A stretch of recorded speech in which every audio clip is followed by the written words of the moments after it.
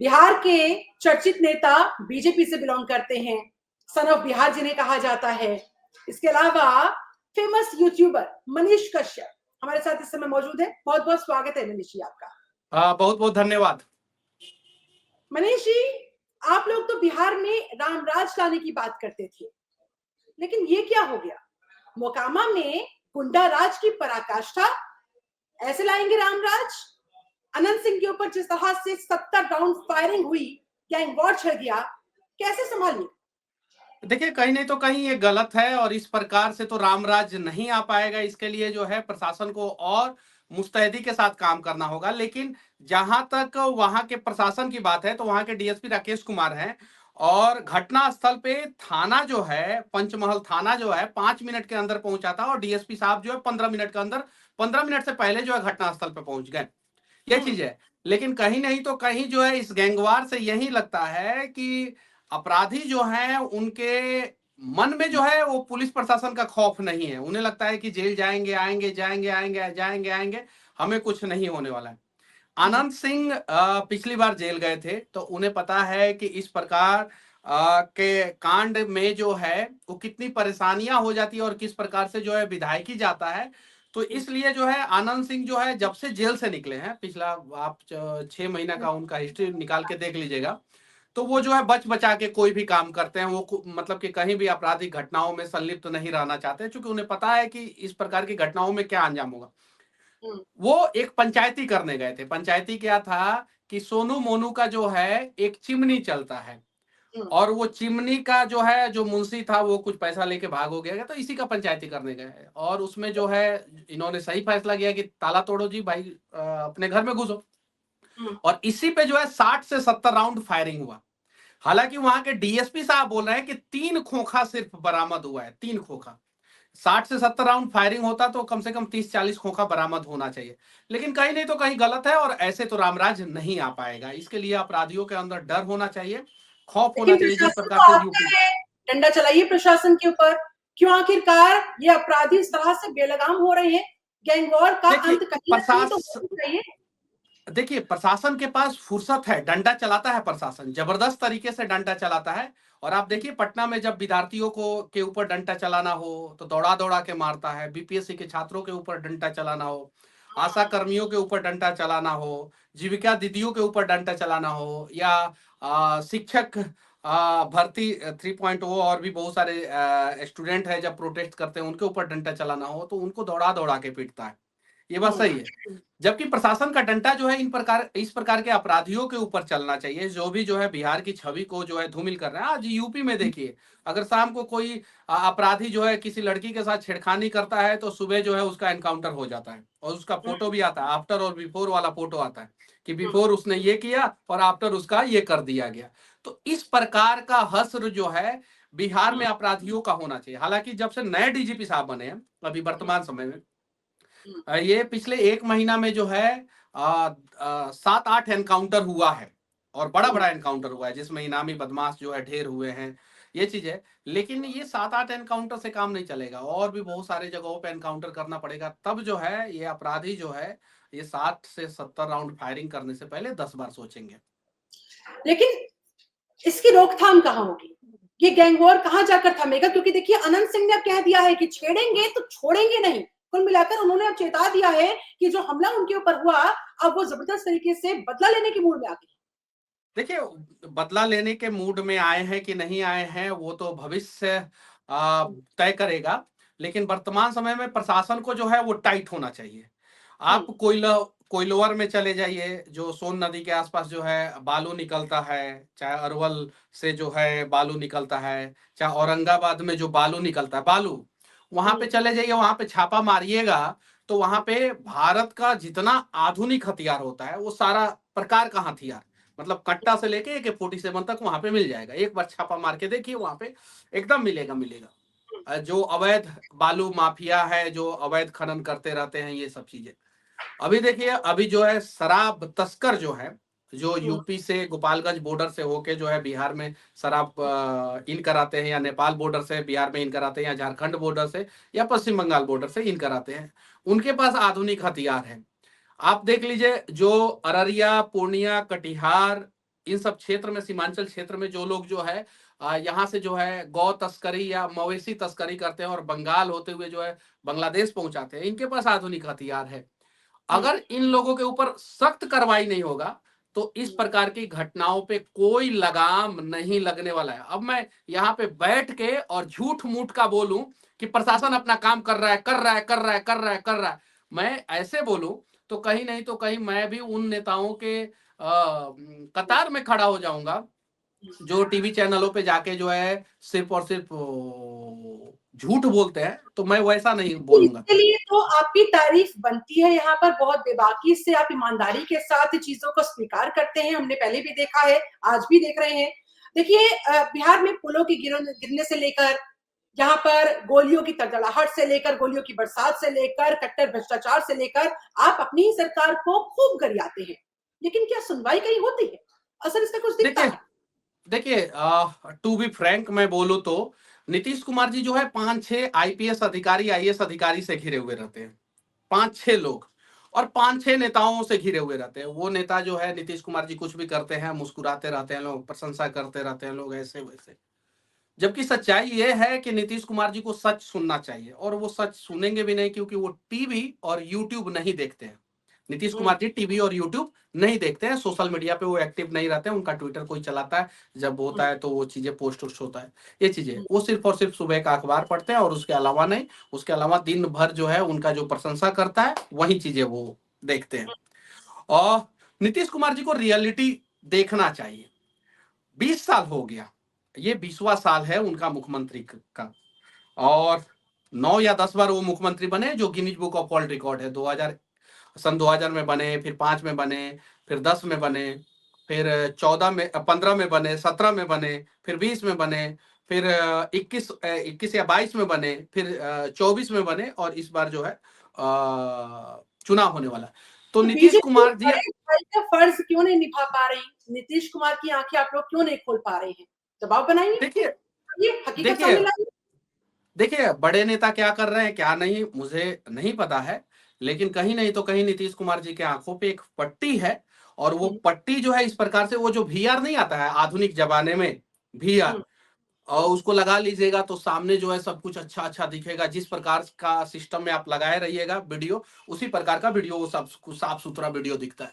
तो नीतीश कुमार जी के आंखों पे जो है आधुनिक जमाने का वीआर लगा हुआ है, और उसमें जो है नेता लोग जो है बढ़िया बढ़िया वीडियो प्ले कर देते हैं। वो वीआर हटाना चाहिए और रियलिटी, वर्चुअल वो रियलिटी होता है, उनको जो है रियलिटी में आना चाहिए।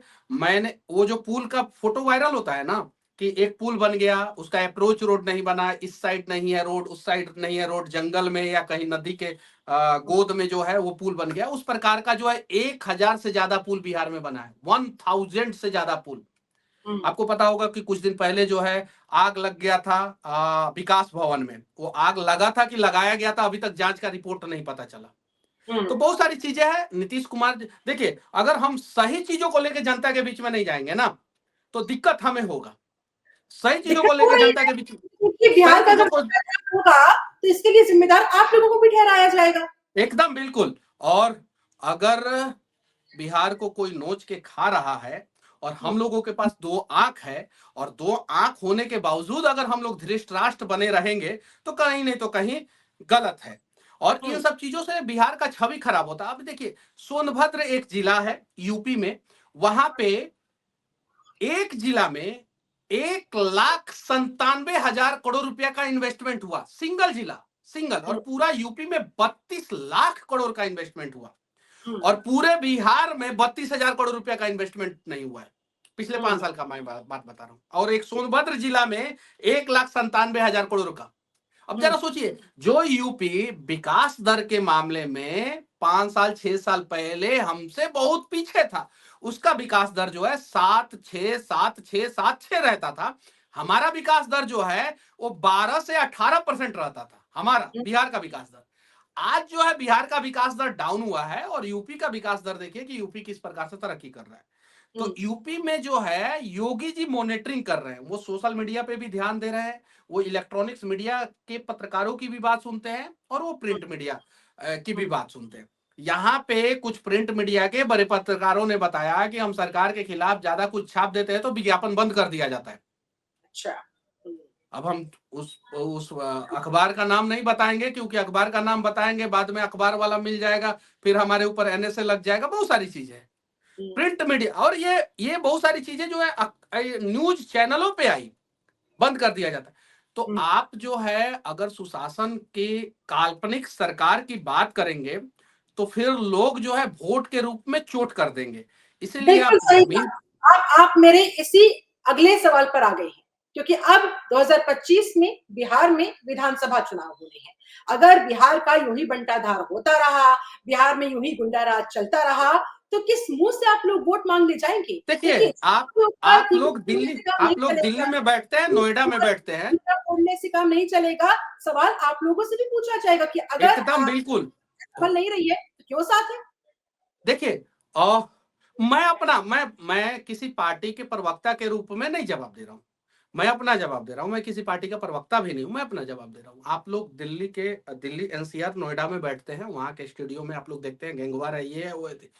यहाँ पे सबसे ज्यादा लूट रहे हैं अधिकारी, और उन अधिकारियों के लूटने के वजह से बिहार में कम से कम हर दिन 200 से 300 लोगों की मौत हो रही है, हर दिन कम से कम। अब कैसे? आईजीआईएमएस एक अस्पताल है बिहार में, गैंगवार से ज्यादा मौत जो है यहाँ पे लापरवाही के वजह से हो जाता है। डॉक्टर बिंदे हैं जिनकी नियुक्ति जो है पूरी गलत तरीके से हुआ है। एम्स में जो है, एम्स के डायरेक्टर थे, उनका नियुक्ति गलत तरीके से हुआ था, केंद्र सरकार ने एक्शन लिया और उसे हटाया। सेम तरीके से इन्होंने अपने बेटे का फर्जी सर्टिफिकेट बनाया था, इनकी गलत नियुक्ति हुई है, इनके ऊपर कोई कार्रवाई नहीं।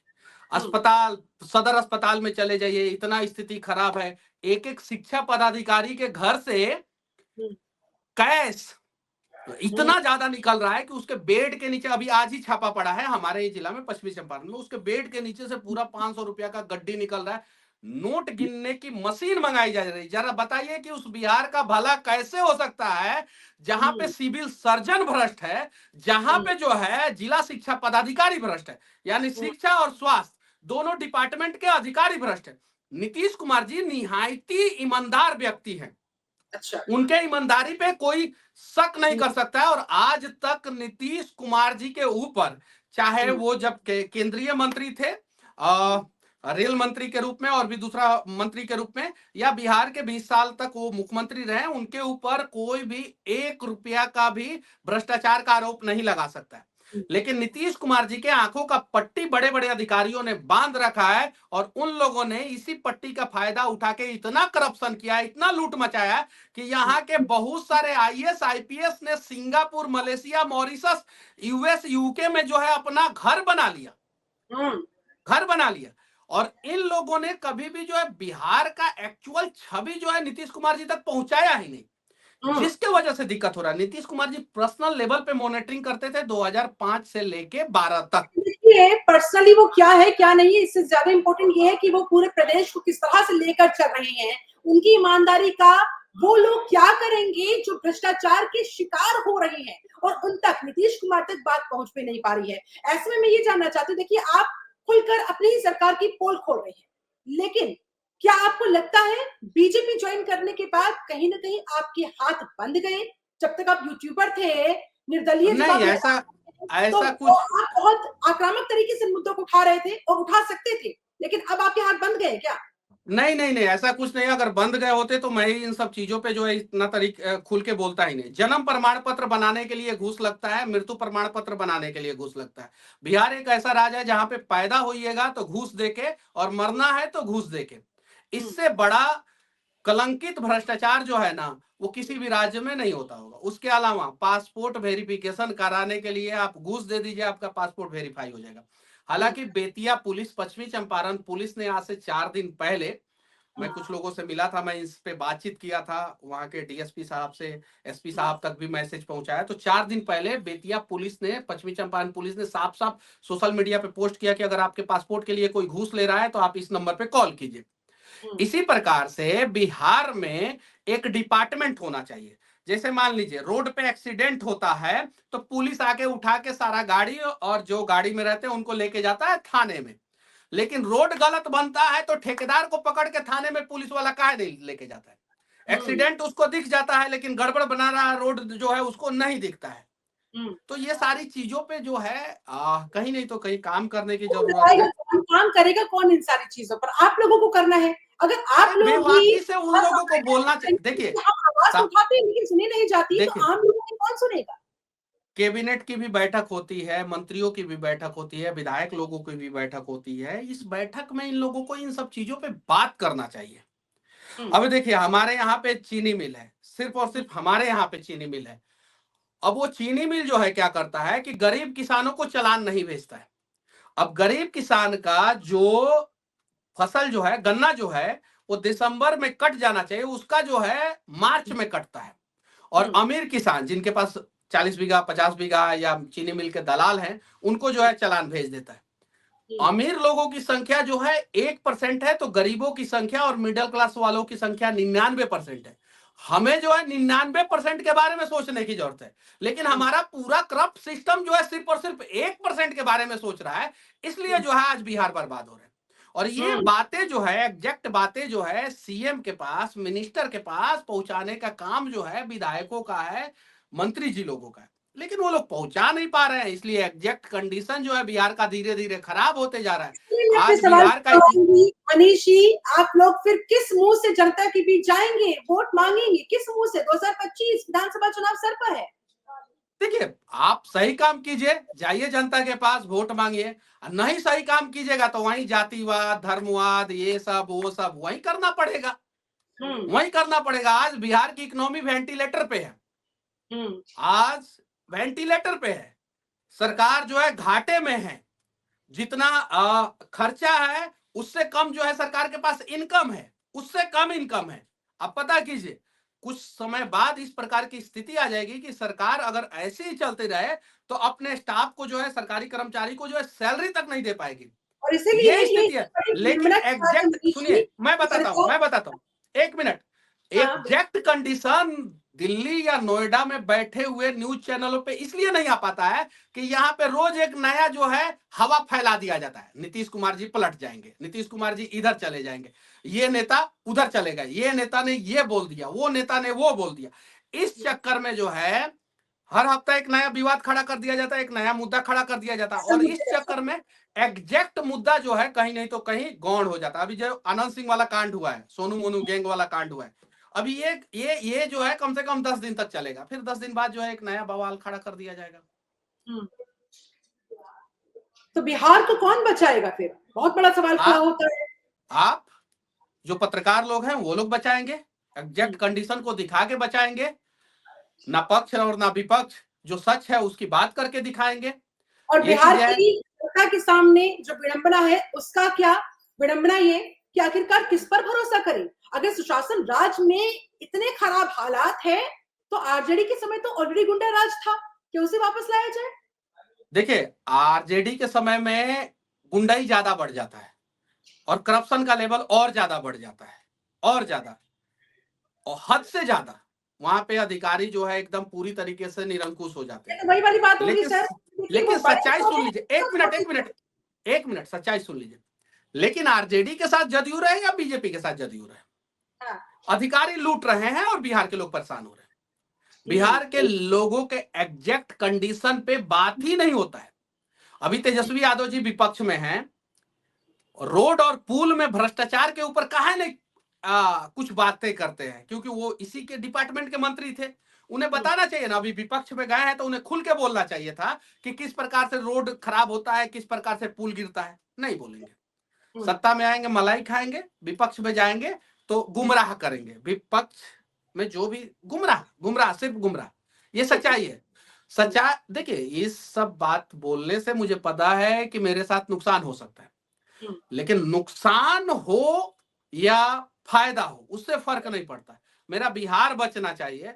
और मैं अभी आप अपने आप को सन ऑफ बिहार कहते हैं, आप बिहार के बेटे हैं, और इस लिहाज से ये जरूरी भी हो जाता है कि आप सच को सबके सामने रखें, निर्भीक होकर, निष्पक्ष होकर। ऐसे में चलिए आगे बढ़ेंगे। महाकुंभ का मैं अब यहाँ जिक्र करना चाहूंगी। मनीष जी, आप गए हैं महाकुंभ? लगाई आपने आज तक की डुबकी अभी तक या फिर इंतजार नहीं, करूं? मैं 26 जनवरी के बाद जो है महाकुंभ जाने वाला हूँ। हम्म, और महाकुंभ में जिस प्रकार से व्यवस्था किया गया है, दुनिया का सबसे बड़ा शहर टोक्यो की जनसंख्या को दबा के प्रयागराज जो है दुनिया का सबसे बड़ा शहर बन गया। और पहले दिन जो है वहां पे 3.5 करोड़ लोगों ने आस्था का डुबकी लगाया, और 70 लाख उसकी जनसंख्या है, तो लगभग 4 करोड़ 20 लाख लोगों का शहर बन गया हम्म, प्रयागराज। और जिस हम्म, प्रकार से व्यवस्था किया गया है वहां पे, उसमें एक व्यवधान डालने का प्रयास कुछ खालिस्तानियों के द्वारा किया गया था, हम्म, टेंट में आग लगा के। उन सब हम्म, चीजों के बीच में जो है प्रयागराज महाकुंभ जो है जिस प्रकार से पूरे दुनिया में चर्चा का विषय बना हुआ है, exactly, शायद देखिए, और सबसे कमाल की बात है कि यमुना नदी प्रयागराज में आके खत्म हो जाती है। हम्म, वही गंदी यमुना नदी जो दिल्ली में जो है चर्चा का विषय बना हुआ है, और पूरा दुनिया का गंदा नदी में से नंबर 1 पे यमुना नदी है, और वही ठीक है। प्रयागराज में आके साफ हो जाता है। हम्म, गंगा नदी साफ हो जाता है, सरस्वती तो हालांकि विलुप्त नदी है। तो ये जो दोनों नदी जो है, पीछे गंदा है, आगे आके साफ हो जाता है, और लगभग यूपी के बॉर्डर तक गाजीपुर तक साफ रहता है, फिर बिहार में इन करता है, तो पटना से गंगा नदी गंदा हो जाता है। हम्म। पटना में नमामि गंगे का प्रोजेक्ट चल रहा है, लेकिन अभी ये धरातल पे गंगा यमुना, इनकी गंदगी, इसके जल के प्रदूषण को लेकर बात पलटवार सियासत हम लगातार देखते आए हैं, लेकिन मेरा सवाल आपसे ये है, महाकुंभ में जिन व्यवस्थाओं को लेकर बीजेपी सरकार, वहां योगी सरकार अपनी पीठ थपथपा रही है, वाहवाही जिनकी हो रही है, देश विदेश की मीडिया वहां पर कवरेज के लिए पहुंची हुई है, अखिलेश यादव तो कह रहे हैं ये सब फर्जी है, जो भी सरकार देखिए, आंकड़ा बता रहे हैं अखिलेश, सब अच्छा, फर्जी है। राकेश टिकैत जो है वो योगी सरकार के खिलाफ रहते हैं और केंद्र सरकार के खिलाफ रहते हैं हमेशा। राकेश टिकैत किसान के नेता है और किसानों की बात करते हैं, अपना आंदोलन करते रहते हैं, और हमेशा सरकार के खिलाफ रहते हैं। वो डुबकी लगाए और उन्होंने जो है प्रशंसा किया कि यहाँ पे व्यवस्था उत्तम है। अखिलेश यादव जो है आरोप प्रत्यारोप लगा रहे हैं। पिछले बार कुंभ में भगदड़ मचा था, आजम खान जो है वहां के प्रभारी मंत्री बनाए गए थे कुंभ के, उस समय का दौर नहीं याद है इनको, वो छोड़ दीजिए। जब कुंभ में व्यवस्था नहीं है, तो लाल टोपी वाले जो है मुलायम सिंह यादव का प्रतिमा काहे लाख वहां पे रखे हैं, क्यों रखे हैं? उन्हें तो सोचना चाहिए ना कि योगी आदित्यनाथ जी व्यवस्था अच्छा नहीं दिए हैं, तो हम लाल टोपी वाले जो है मुलायम सिंह यादव का यहाँ पे प्रतिमा क्यों रखे हैं, काहे ला? ये लोग जो है कहीं नहीं तो कहीं जो है ये लाल टोपी वाले गुंडई राज जो है यूपी में स्थापित करना चाह रहे थे, और पिछले 2 बार से सक्सेस नहीं हुए। अभी योगी जी ने रिकॉर्ड बनाया है यूपी में सबसे ज्यादा दिन तक लगातार मुख्यमंत्री रहने का, और उसी बेचैनी में ये लाल टोपी वाले हैं कि यूपी में किस प्रकार से विकास हो रहा है। पहले सड़कों से उठा के लड़कियों का बलात्कार कर दिया जाता था, आज जो है यूपी में एक्सप्रेसवे बन रहा है। हालांकि रेप आज भी हो रहा है, ऐसा नहीं है नहीं हो रहा है रेप, लेकिन रेप होने के बाद अपराधी जैसे ही पता चल रहा है कि अपराधी ये है, तो कोर्ट पहुंचने से पहले अपराधी को या तो लंगड़ा कर दिया जा रहा है या तो उसका एनकाउंटर कर दिया जा रहा विपक्ष है। ये कहता तो है कि आपको कानून में हाथ लेने वाले होते कौन है, कानून के जरिए न्याय दिलवाइए।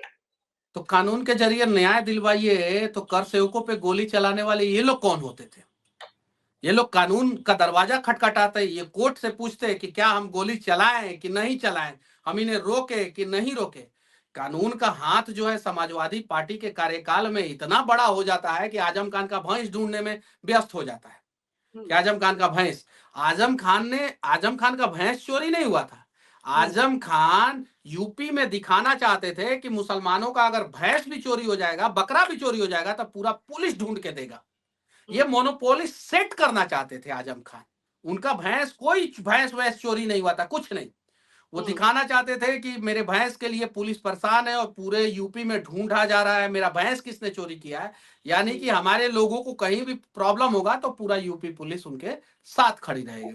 उसके अलावा एक पर्टिकुलर कास्ट का नाम जो है ट्रक पे लिख दिया जाता था, high transport, high transport, high transport. उसको जो है डर के मारे पुलिस हाथ भी नहीं देती थी। उसमें अवैध हथियार है कि अवैध जानवर है कि अवैध क्या चीज है, उससे कोई मतलब नहीं है, पुलिस कहीं नहीं रोकता था। आज देखिए यूपी की स्थिति किस प्रकार से यूपी तरक्की कर रहा है। यूपी के धरती पे जो है अंबानी, अडानी, पतंजलि, टाटा, बिरला और भी बहुत सारी कंपनियां, बड़ी बड़ी कंपनियां इन्वेस्टमेंट कर रही है। यूपी राहुल की गांधी का एक छठी स्टेट, बिल्कुल बिहार, मनीष जी बिहार फिर सीखना नहीं चाहता, सीख नहीं पा रहा है। आंखों पे पट्टी लगा दिया गया, सीएम साहब के आंखों पे पट्टी लगा दिया गया है, ठीक है। तो फिर उन्हें पट्टी लगा के वहीं वीआर लगा दिया गया है, वीआर ग्लास जो आता है ना अभी इतना बड़ा, वहीं लगा दिया गया, और वो वर्चुअल रियलिटी में, ठीक है। इसलिए जो है उनको जो है सच्चाई उनके पास जा नहीं रहा है। नीतीश कुमार जी निहायती ईमानदार आदमी है, निहायती ईमानदार, लेकिन उनको जो है वर्तमान समय में अपना पूरा टीम चेंज करना होगा।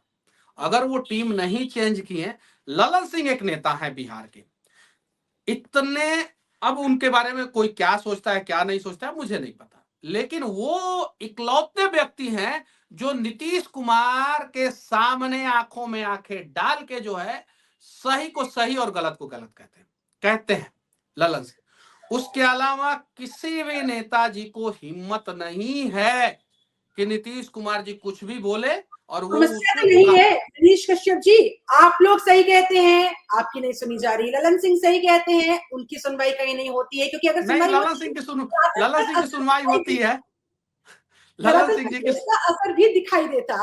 अब देखिए, ईमानदार सीएम की भ्रष्ट सरकार से त्रस्त जनता कहाँ जाए, कौन सुने? कहाँ जाए? कुंभ में जाए, डुबकी लगाए, उसके अलावा कोई चारा नहीं है। कुंभ में योगी जी ने व्यवस्था किया है। बिहार सरकार राम भरोसे, बिहार सरकार राम भरोसे, राम के भरोसे नहीं है। अगर राम के भरोसे होता, राम के भरोसे नहीं है,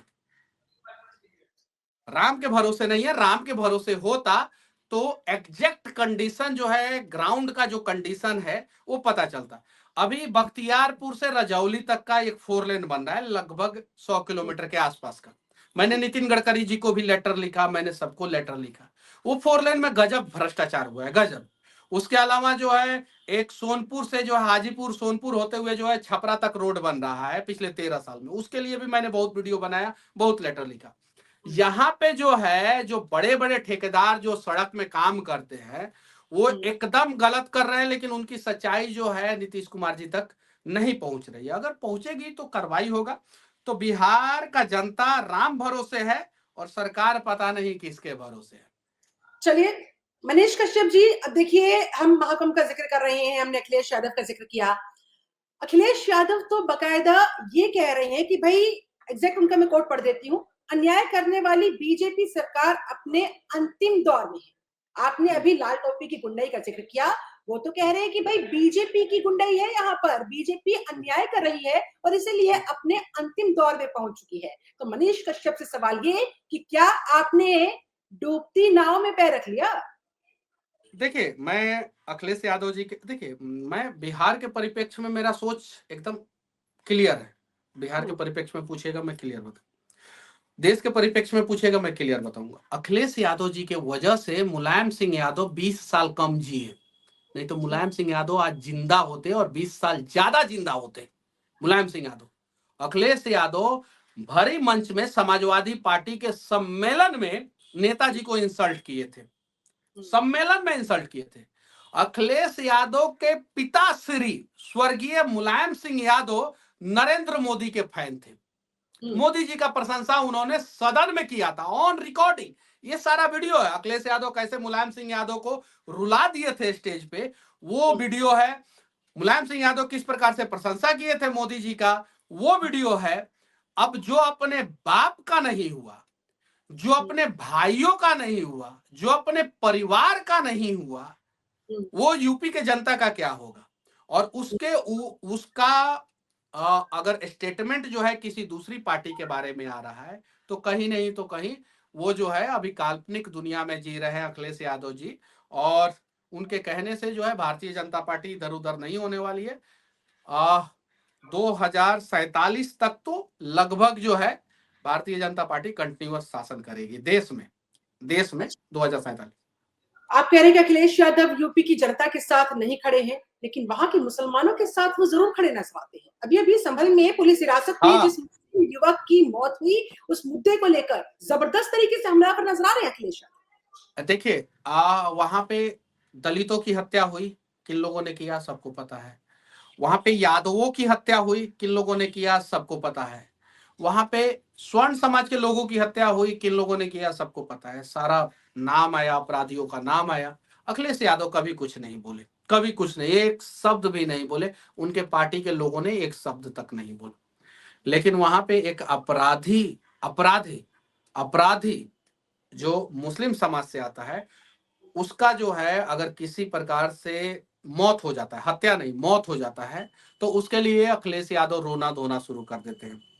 और इसीलिए कहा जाता है कि अखिलेश यादव को टिप्पू, टोटी चोर इसीलिए कहा जाता है। और ये सोचते हैं कि सिर्फ और सिर्फ एक समाज के लोगों को साध के जो है राजनीति कर लेंगे, तो कभी नहीं।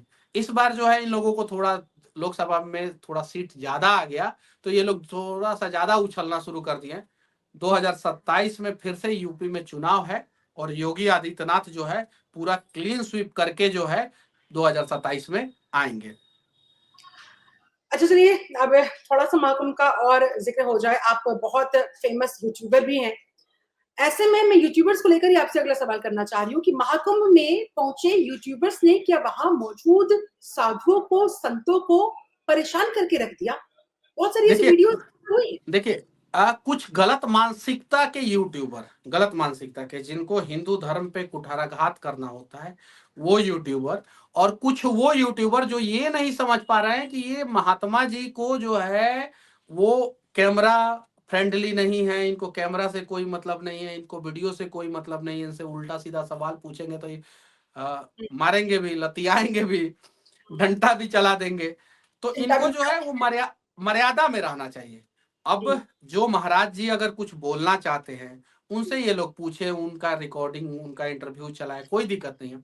अब जैसे एक एक गरीब महाराज जी वो कांटा पे सोए हुए थे, उसमें एक लड़की जाती है और इतना परेशान करती है कि पूरे देश में जो है उसके घिनौनी हरकत का जो है लोगों ने विरोध किया कि इस लड़की को गिरफ्तार किया जाना चाहिए, इस लड़की को गिरफ्तार किया जाना चाहिए। तो अगर मर्यादा का उल्लंघन करेंगे तो यूपी पुलिस से पहले ही वहां पे महाराज जी लोग हैं, व्यवस्था भरपूर कर रहे हैं, और वीडियो अक्सर रोज आ रहा है, एक दो वीडियो। लेकिन इन यूट्यूबरों को जो है सोचना चाहिए, समझना चाहिए कि कहां किस प्रकार से बातें किया जा सकता है। ये महाकुंभ सवाल है। पूछा जा रहा है कि संगम में इन रील बाजों का क्या काम?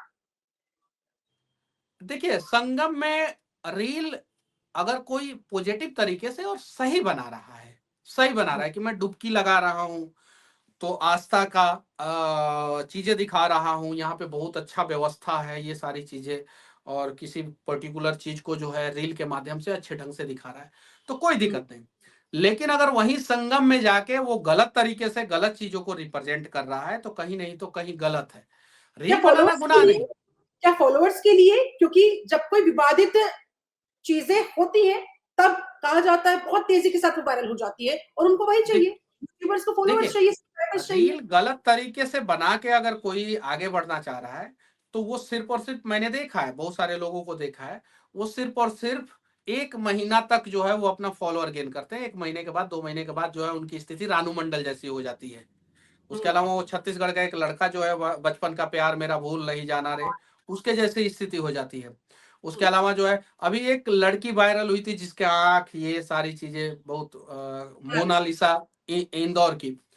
अब वो लड़की जो है जाके जो है, अब हम देख रहे हैं कि वो जो है पार्लर में जाके पूरा मेकओवर करा रही है। ऐसे जो कल तक जो है उसके फैन थे, वो आज बोल रहे हैं कि इसकी स्थिति रानू मंडल जैसी हो जाएगी।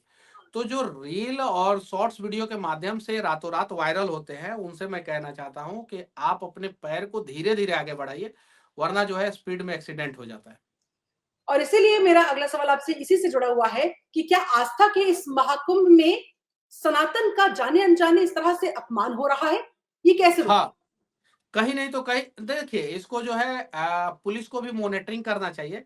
लेकिन समस्या क्या है कि अगर इस प्रकार के चीजों को अगर पुलिस मॉनिटरिंग करने लगे, हार्ड एक्शन लेने लगे, तो कल को जो है विपक्ष जो है freedom of expression, freedom of speech, media पे पाबंदी, यूट्यूबरों पे पाबंदी, इन सब चीजों का जो है हम्म, हल्ला मचाएगा। हम्म। लेकिन मैं इतना ही कहूंगा कि अच्छे ढंग से शांतिपूर्वक कुंभ हो जाने दीजिए।